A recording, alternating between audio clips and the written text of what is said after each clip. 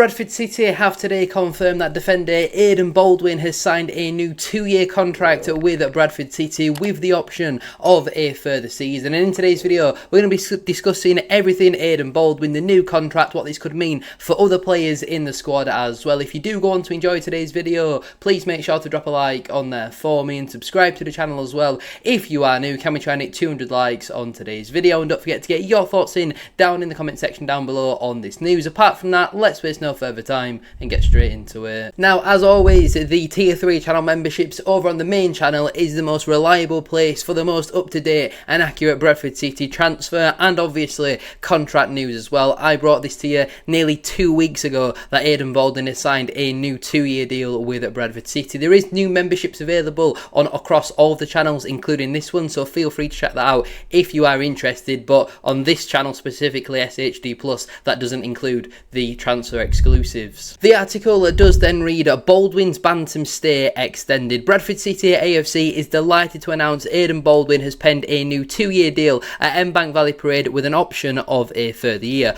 Baldwin, at 29, commits his future to the Bantams until at least the summer of 2028 after making 76 appearances for the club so far. Obviously, his contract was originally meant to expire this summer, but when Bradford City put out their retained and release list, he was obviously one of the players that Bradford City triggered their option for another season. Tyrick Wright was another, and I think Anthony Sarcevic met some type of clause which meant that he got a further season as well. But clearly Bradford City were desperate to tie Baldwin down, so this is not an extension on top of that. This is a completely fresh contract. So again, his deal, having had the option triggered, was meant to expire at the end of the upcoming season. He's now got another year on top of that, so the end of the following season, and there's also an option for a further in Bradford City's favour. It continues to read, the central defender helped City secure automatic promotion to the 3rd tier during his first season in West Yorkshire. Last term, Baldwin represented the Bantams on 39 occasions, finding the back of the net twice in away wins over Blackpool and Wycombe Wanderers, both of those finishing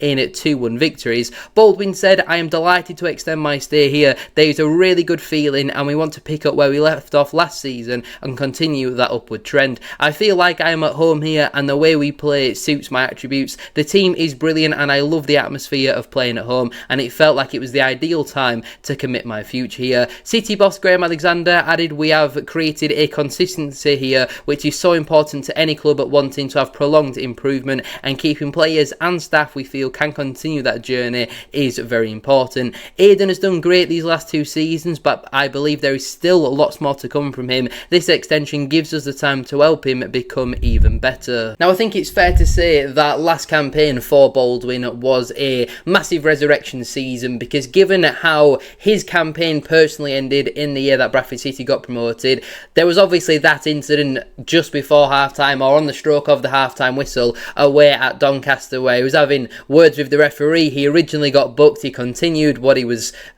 disputing, shall we say, with the referee, and in the end he got a red card, missed the final day of the season, where obviously we managed to get promoted against Fleetwood Town, and obviously missed the first game of last season as well at home to Wycombe Wanderers. But eventually he worked his way back into the side, and you can see how important that he was last season. Again, I think he's another one of the players where in League 2 was okay, steady away, solid 6 or 7 out of 10 in most matches, but then he makes a step up into League 1 and he's just so much better. Maybe it's because of expectations, but I feel like Tyrick Wright was the same, where in League 2, not amazing, still a decent player, but not amazing. But then you get the move up into a higher division and these players suddenly seem to get even better. But last season we saw how integral Aden Baldwin was to our system and the way we play. You could argue he is Bradford City's most important player, because when he was out of the side, whether it was suspension, where he got that red card at home to Leyton Orient, which was no different to Callum Connolly's tackle from the other night he had, where he only got booked for that, which it shouldn't even be a foul. No one wants to see that, but that's a completely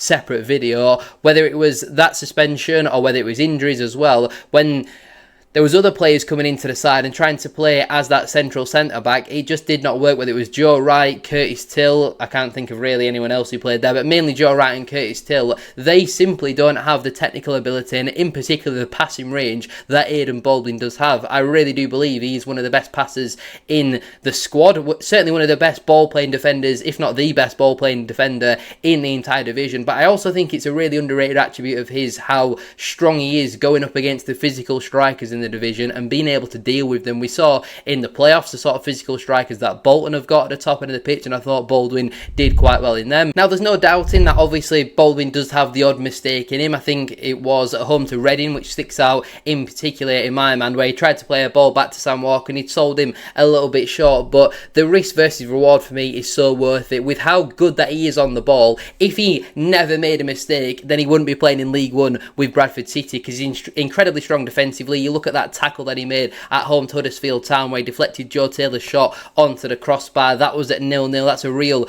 game-changing tackle, and there's a number of other incidences where he's putting his body on the line, he's putting blocks in, he's very strong in possession, he's added goals to his game as well last season. For me, Baldwin was one of Bradford City's best and most consistent performers across the full campaign. I just hope that again he can stay injury-free across this season, because in both of his 2 seasons previously at Bradford City, he has missed 2-3 months of that with injury. I do think that he has some sort of an issue with these reoccurring calf injuries. That's why I missed the first couple of games of pre-season, but hopefully he can stay available for as long as possible across the full campaign, because I think he's going to be again incredibly important and integral if Bradford City are to be successful next season. If we have a look then at Aden Baldwin's 2025-26 campaign in a little bit more detail, last season he managed 33 appearances, 29 of those games were starts, so he managed over 2,600 minutes. In that time he managed 2 goals with a 13% goal conversion rate. We're still yet to see him score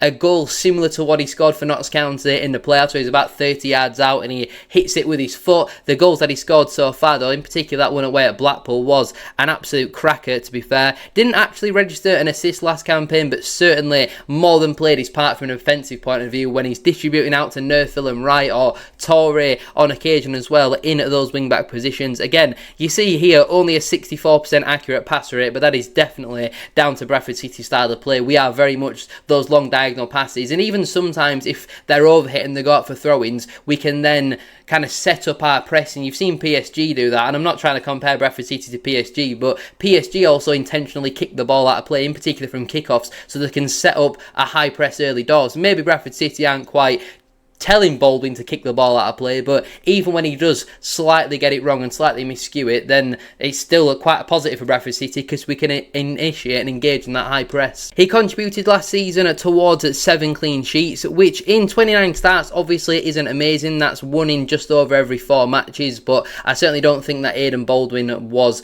the reason for that. I think there's other players that you would potentially look at, and you'd like to hope that we've improved in those positions going into next season. There's a reason why we haven't brought in a central centre-back, because Aden Baldwin clearly is one of the best in the league. Look at some of his other defensive stats here: 1.6 interceptions per game, 1.4 tackles per game, 3.8 balls recovered per game, and 4.3 clearances per game as well. According to SofaScore, he's had 6 errors which have led to a shot. I can remember a couple off the top of my head, but maybe not as high as 6, and 1 error which has directly led to a goal. But he wins 62% of his ground duels and 65% of his aerial duels. I really do think it's an underrated attribute of Baldwin, how strong and comfortable he is going up against these physical strikers like Salech at Cardiff, like Dolby at Bolton, like Beasley at Burton, for example, last campaign. He's really strong in the air for such an incredibly technical, astute centre-back. He can also do the ugly side of the game as well, and we saw in the playoffs he can be a little bit of a shithouse. As long as it's used on the right side and it doesn't boil over to the incident like we saw at Donny away, it's exactly what you want in your side, isn't it? If we have a look then at how Bradford City's squad is now lining up for the 2026-27 campaign, obviously this isn't a new signing, so there is no more to talk about from a numbers point of view. We do expect Nick Powell to sign a new contract with Bradford City, and we also expect Reece Welch to sign a new deal with the Bantams. But obviously it's incredibly important that you do tie down your better players. It wouldn't surprise you to see the likes of Tyrick Wright and in particular Bobby Poynton get new contracts this summer. I think over the last 2 or 3 years Poynton has signed new extensions every single summer. Maybe a little bit surprising it's not already happened, given that he is out of a deal with the Bantams in 12 months time, and he's arguably our biggest asset. You saw the season he had last campaign in League One, but I do think with Baldwin now signing a deserved new contract at 29 years of age, age, it does make sense to tie down some of your younger key assets to longer term deals, like what I said with Wright, Poynton. Will Swan's only 24, 25, and he's had a great start to pre-season, had a great campaign last year. Could they maybe be considering a new contract for him? Obviously, Josh Nerfield is a key player as well, and again, he's only in his mid-20s, but he signed a 3-year deal last summer, you'd assume with an option. So I don't think we need to necessarily be worrying about Josh Nerfield as of right now, but like I say, in particular with Wright and Poynton, it would be nice to tie them down to new long-term deals. But even with the defence, we know that Gillespie and Baldwin are going to be around for the long term. Obviously, then there is a little bit of doubt then around Joe Wright and Matt Pennington, whose deals are set to expire at the end of the upcoming season. But it's important that you want to build consistency over a longer term period, like what Graham Alexander said in his quotes about Baldwin signing his new deal. Then you need to have these players playing continually for 2, 3, 4 years, and they can really do that. Yes, at times it's going to be chopping and changing, but you look at the spine now of Bradford City. Sam Walker, who looks like he's going to be going into the season as Bradford City's number one. He's been here for a long time. Aden Baldwin's already been here for a couple of years. Midfield, we now don't really have that with the recent departures of your Smallwoods, your Pattersons, your Powers